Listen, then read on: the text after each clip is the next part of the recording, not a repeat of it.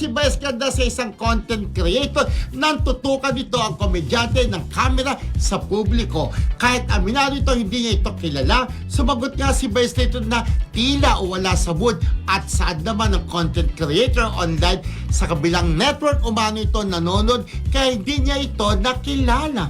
Talbog. Alam mo, di ba parang hindi naman parang hindi mo na kailangan magre-reason out ka, di ba, Rodel? Hindi ko siya nakilala kasi sa kabilang network ako nanonood. Parang medyo nakaka-offend pa rin, no? Na parang hindi nga daw maintindihan ng mga netizens. Actually, mixed yung kanilang reaction. May mga nagsasabi na talagang parang sadya yung pagsunod. Ayan, pag sadya talaga, tinututukan talaga. Yan ang nakaka-offend kasi syempre may privacy din naman yung mga artista. Yung biglang may lalapit sa'yo, natutukan ka talaga ng video, di ba sasabihin sa'yo, ay kilala ko to sikat to sa Pilipinas, di ba ganunin ka on the spot, parang kilala niyo pala ako, no? Ang sabi niya ganon. Oo. Sikat to sa Pilipinas. Ba't niyo ako kilala? Tapos sabi niya ganon, naglalagay siya, Happy New Year, uwi ka na ng Pilipinas, sabi niya, uwi ka na ng Pilipinas, Happy New Year, sabi niya, Happy New Year, hindi mo nga ako kilala, ate. Oo, kasi ang pagkakasabi niya, si ano to? Artista ito. Si ano to, uy? Ito yung sikat na artista sa Pilipinas. Hindi niya talaga masabi na si Vice Ganda. 'Di ba? Yung kasama na lang ni Vice ang nagsabi na tama na, ganon. Kasi parang medyo parang sa mukha lang sa obserba natin sa mukha ni Vice, parang medyo nairita.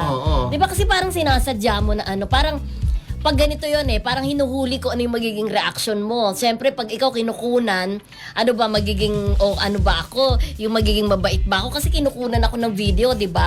Yun ang explanation ni Jessamine kasi yung pangalan nung nag-upload ng video na yon na dinilit na rin niya yata. Pero kung content creator siya, nagpa-vlog siya, kaya niya kinukunan si para sa kanyang kaya nga yung iba nagdududa na for content lang ba ito? Para siguro parang kunin yung reaction. Kung ano magiging reaction niya na parang hindi siya kilala. Pero imposible hindi niya kilala si Vice kasi sabi niya, doon siya sa kabila nanonood yung programang katapat niya. So ibig sabihin niya, alam niya doon sa show ni Vice kung ano siya. Pero to be fair, doon sa part ng content creator, kung nasa ibang bansa siya, minsan hindi na rin tayo nagiging aware kung sino yung mga sikat na artista sa Pilipinas. 'Di ba? May kilala nga ako, Rodel, na isang tao. Sabing ganun, kunin mo si Rosel, Rafael Rosel, iba yung dinala. No. ako yun Hindi pa ako sa isang awards night, di ba, sinabi doon sa isang reporter na kunin mo si Rafael Rosel. Siya na ang susunod na presenter.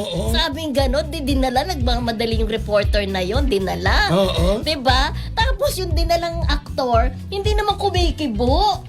Tapos, eto na si Rafael Rosel, ganon. Hindi naman si Rafael Rosel yan si Frank Garcia yan.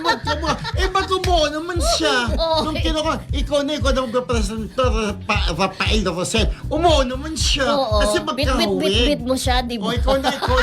Hindi ako si Rafael. Teka, eto na. Meron pang isang kwento dyan reporter na siya. Di ba? Ikaw yung nagpasikat ng kantang How Did You Know? Anong sinagot sa'yo? Pwede ko binastos. Ako yung parang nabastos. Pero pinabayaan ko siya. Di ba ikaw yung kumanta ng How Did You Know? Sino ba yung babae na yun? Michelle. Hindi, yung isa yung kumanta si Chiki Pineda. Di ba ikaw kumanta ng How Did You Know? Tinan mo nga ako kung ako yung kumanta kung ako si Chiki Pineda. Yung pala iba yung Michelle Aldana pala yun. Michelle Aldana pala yung ninapitan ko. Sabi, tinan mo nga ako kung ginanong pa niya ako. Ako yung nabastos. Tinan mo nga ako kung ako si Chiki Pineda. Ay, hindi. Ikaw nga yung kumanta. Gumanong pa daw, pinanindig ako, winok-outan niya ako. So, makaka-relate sa'yo yung content creator. Siguro, kasi singit lang ako okay. Meron pag isa, Wise Night din. Hello, Vicky Morales. Sabi gayon. Hindi po ako si Vicky Morales.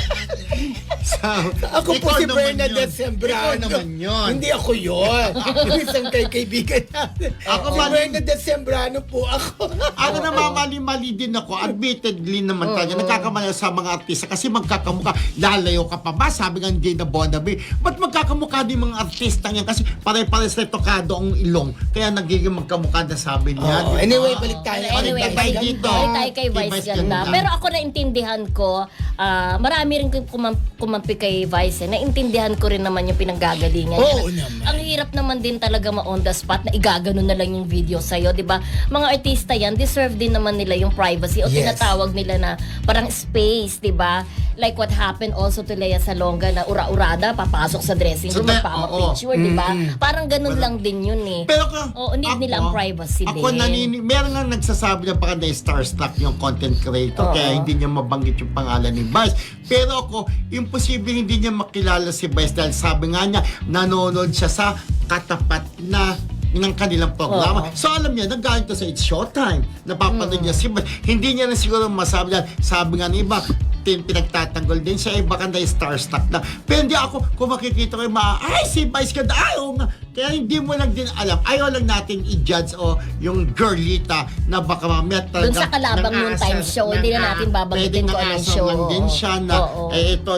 Pero ang akin, hindi, medyo naano yung mukha ni Vice. Pero yung isa, yung babae na kasama niya, parang yun ang nagsabi na, huwag ka na mag-video, di ba? Parang tama na. Gagamitin sa kanyang content itong si Vice Ganda. Pero si Vice, kahit pa paano naman, in at naging fairness kay Vice, successful bumati naman siya. Sabi niya, uwi ka na ng Pilipinas, Happy New Year. Sabi niya, Hindi mo Happy ako New kilala, Year. ate. Pero bumati pa rin, in spite na hindi binanggit ang pangalan niya, Happy New Year, hindi mo nga ako kilala, ate. Pero Sabi nagtagumpay naman si ate kasi maraming kumbaga nag-grab ng video na yun eh. niya. Okay. Actually, bumong.